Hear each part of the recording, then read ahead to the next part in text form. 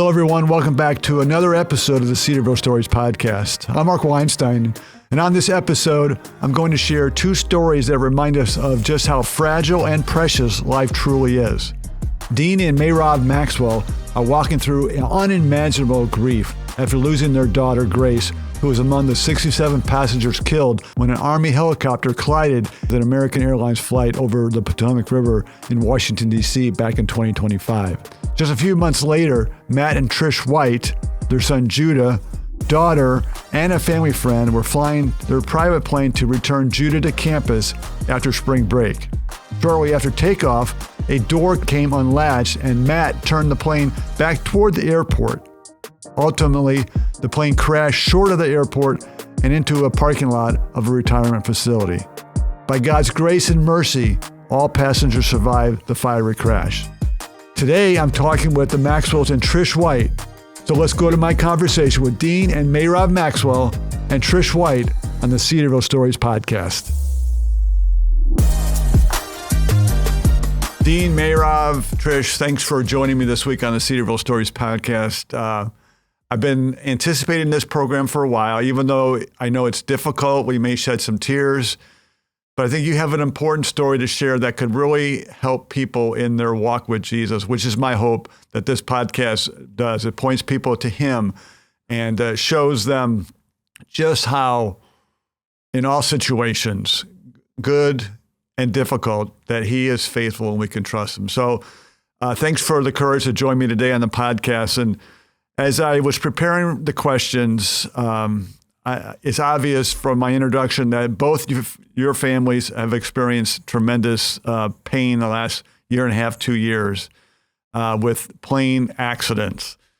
How would you describe your current season of life right now, a year and a half plus past your accidents?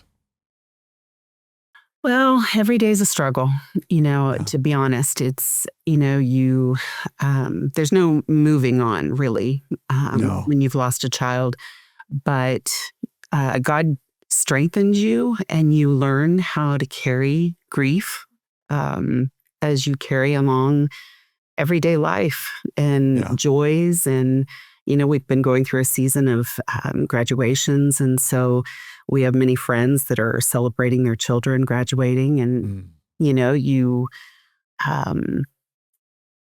grief doesn't really change, but God gives you the strength to carry it. And so I think that's where we're at. Yeah, in those graduations, right? It brings it all back to front and center for you guys. Mm-hmm. Dean, you're going to say something. Oh, I was just going to say, we went through the year of firsts, the first birthday, the first anniversary, all of that, and moving into the year of seconds, and some of those are even harder, just because a lot of the shock has worn off, and so the pain is a little more raw, and we've really just learned how to rely on God, which we thought we understood before, but there's just a different understanding of that when you're walking through the traumas, and I know Trish is familiar with that. Yeah. So for our family, life is finally settling into kind of the new normal. Things are getting back to how they were, and so we praise the Lord for that. Judah was able to return to school in the fall and complete a full year. But, we'll always carry those scars and those memories with us. And it's going to be an ongoing battle of recovery and just recovering from all of that. So there's still procedures and things to come, but we are just thankful for each and every day. And for you, Trish, it's not just recovery from the physical pain, but it's for all of you, it's the emotional as well, correct? Sure. And each of us deals with that in a different way. So I have to be sensitive to like my daughter, who's not really ready to talk about it a lot. She doesn't want to hear us discuss it. And the rest of us are more like, let's just hash this over and over and replay it and talk about it. And, we each have our own way of dealing with things. So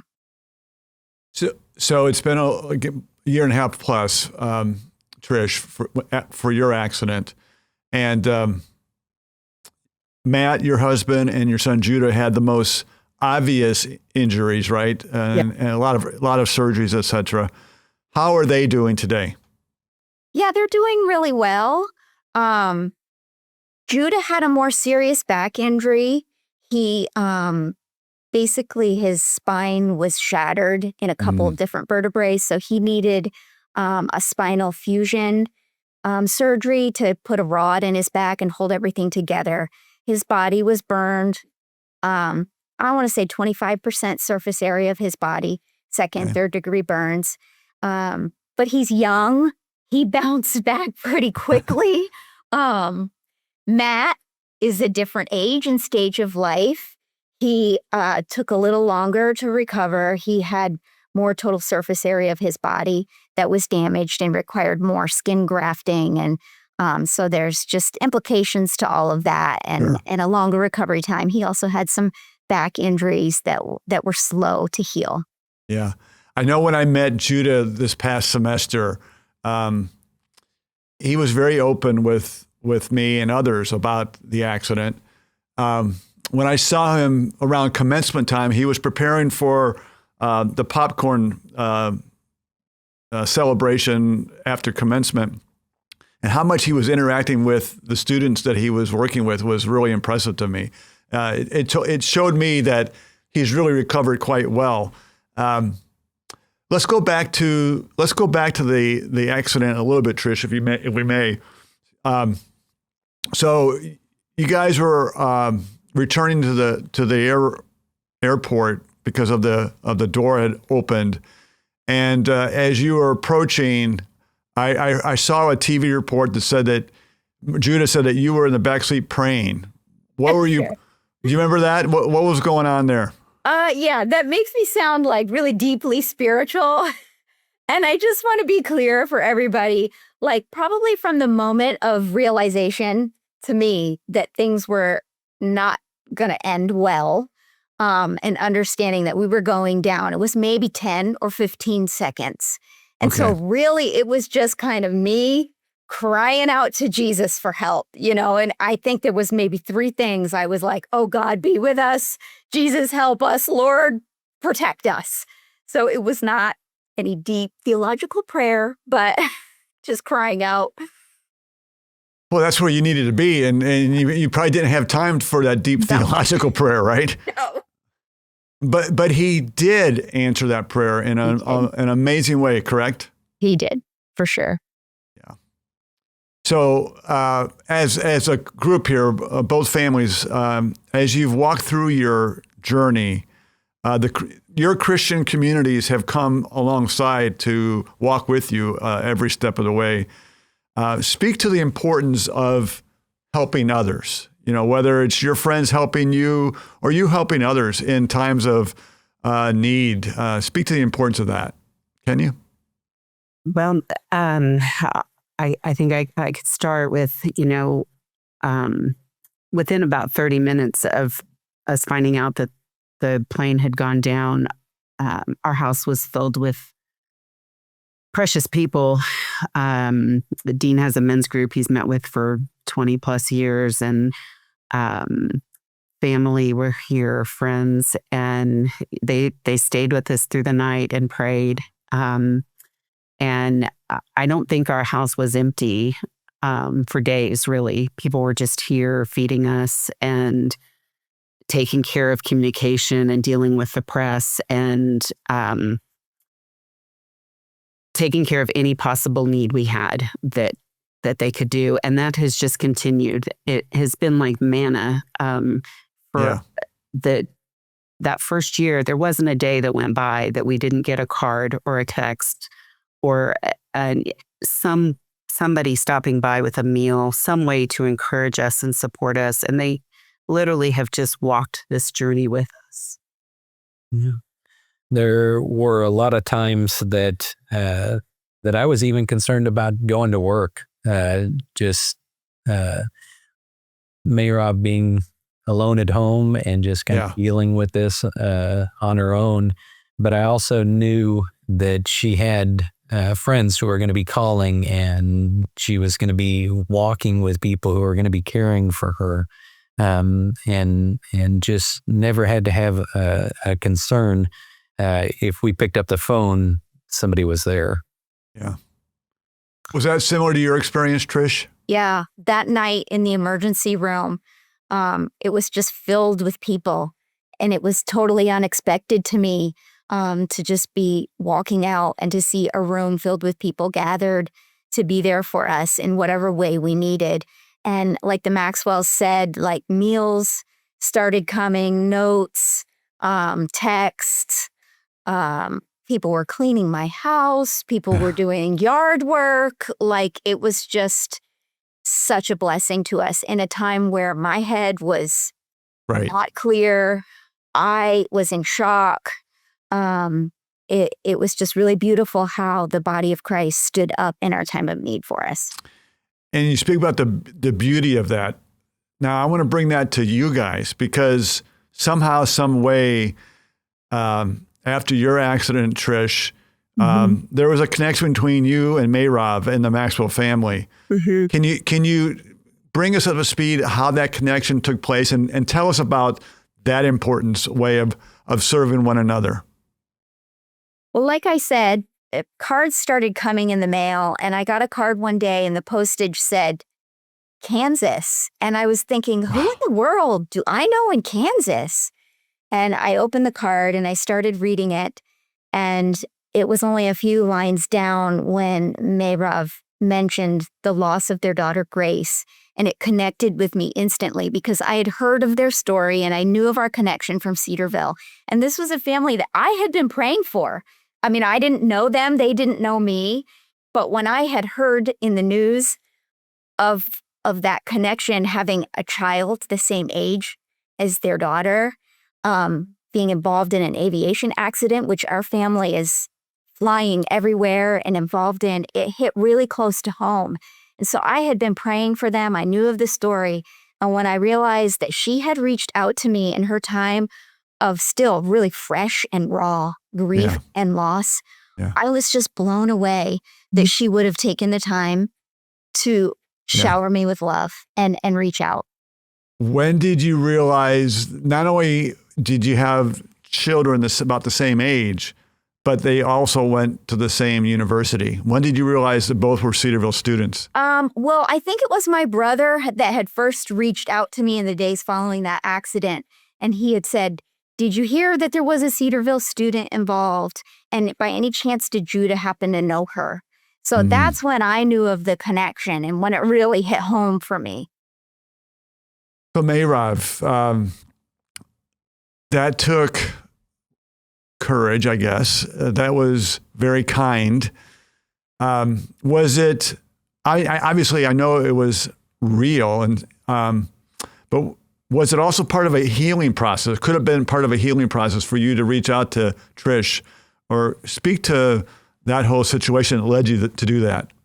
Yeah, well, you know, we were on campus, and we were cleaning out Grace's dorm trip, and picking up her car, and it was while we were there, someone told us the accident, Judah's accident, their family's accident had just happened. Yeah, and my heart just sank. Because at that point, I think all we knew that was that he was in a coma, you know, didn't know a lot of details about even if he would survive. And I just, you know, you don't ever want anyone to have to go through losing a child. Right. And my heart just ached for her. And I just wanted her to know that we were praying for them. And, yeah, it was just. And I think when you experience a traumatic accident, your empathy can't help but increase.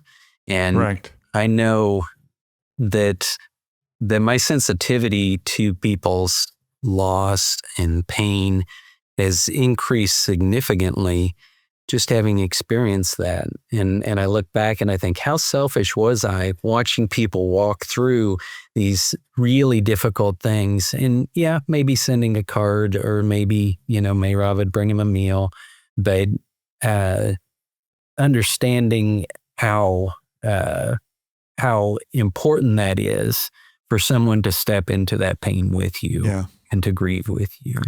And I'll say too, kind of back to the previous question, I can't even tell you how many hundreds of cards we received from the Cedarville community after the crash. People we never met, didn't know, but they had some kind of connection with Cedarville. Either a student had, a child had gone there, or they were connected with the university in some way. And we were just loved on from a distance from the Cedarville community in such an amazing way. And I think I knew what that meant to us, and we just wanted to encourage in any way we could, even if it was a small way. Well, any small way is a big way when people are dealing with tragedy. So today, it's, again, I've said it before, a year plus since the last accident. Do you guys still interact at all with each other, just to check in how you're doing? Or I have a feeling Trish, by looking at her, she's saying yes, but how are you guys still developing that relationship to help each other? Yeah, we text one another here and there and just offer up, like, I'm thinking of you, I'm praying for you. Like, she's never far from my mind. Have you guys ever met in person? No. Not yet, but I hope to. We got to meet Judah when we were there a few weeks ago. Oh, neat. Which was really sweet. He was at the popcorn reception. He sought us out. And we were looking for him. And so we were able to get a picture together and send it to Trish. But that's the closest we've gotten. Well, there'll be a day when there'll be a great reunion, or a union between the three of you and your families, and that'll be a great day. So, furthering your story, one incident that I learned about in the aftermath of Grace's passing was how a Cedarville alumnus was the person, his name is Jeff Leslie, who recovered Grace in the Potomac after the crash. To me, that's a clear example of God's work in a very difficult situation. Dean and Merav, can you speak to that in the aspect of how God just orchestrated and cared for you guys and Grace at the same time? Well, it's the most precious story, and it's something that only God could have orchestrated. And I was wrestling. I think I was thinking a lot about the passage in Matthew that talks about even the sparrow. He cares. Yes. And our little sparrow fell. And I just was saying, God, why did this happen? And then this story came together, and these details came out. We were trying to find details about her recovery.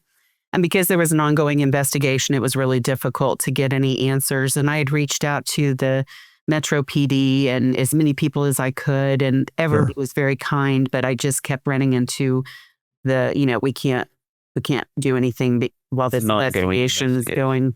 Yeah. And and then I said, okay, Lord, I sent a thank you to the department and just said, we want these divers to know how much we appreciate what they did. We know it was horrible. It was cold, and it was just a tragic, horrible thing. And then I just had to let it go and say, okay, Lord, I've done all I can do. And I just have to let this go and put it in your hands. And about 2 weeks later, we get a letter from another Cedarville alum who knew Jeff, the diver. Right. They go to church together. And on the night of the accident, they had connected, realizing from the news that there was a Cedarville student on the plane. Wow. And Jeff said, I'm pretty sure I recovered her. And then when he saw a picture on the news, he knew that, in fact, he had recovered her that night. And so we received this letter telling us about Jeff. And and that he had prayed for us when he brought her up, that he had prayed for her, that he had just done a difficult job in the most loving and wonderful way. And, only God could have put that together. And in our wildest dreams, we could not have imagined that someone would have cared for her that way. And when we were able to get that information and just know who it was that had cared for her, we just wept. It still makes me weep. And then we got to meet him when we went for the 1-year anniversary. They honored the first responders that weekend. And so we got to meet Jeff. We got to meet his family. They're lovely, lovely people. He has a gentle, kind spirit and does a terribly difficult job. But it was just the detail of that. And it took me back to those verses about the sparrow. And it made me realize God did care. He was caring for her in every step. And it was such an answer to my prayers and a confirmation that he loved her. He saved her. And then he gave us these little precious details. So just. And you spoke about the 1-year anniversary event in DC, which I saw on TV or whatever. I watched it. How meaningful for you guys to be there with Jeff, and Grace closes the event in prayer. Yes. Right? Yes. And that was, in fact, the only prayer of that week at any of those events. But it was extremely meaningful, and yes, to share that time with Jeff. The event that you're referencing was to honor those first responders. Right. And so he was there that night with his family and to many other divers, right, and responders. There were hundreds that were honored of the various organizations that helped to recover and sought originally to rescue and care for them. But just his spirit and his love for our family was very apparent and has carried on. Yeah, and to watch the video prayer of Grace it brought tears to my eyes. It was very, very moving. Now, you had another opportunity to reconnect with Jeff. We're recording this mid-May, so a couple weeks ago, you were on campus for commencement. The university presented an honorary degree in memory of Grace to you guys, to you, Dean, Merav, and Leo, your son. And Jeff was there by your side. Can you speak to that moment, not just being with Jeff, but actually receiving a honorary degree in memory of really what Grace really earned for the time that she was on campus? Yeah.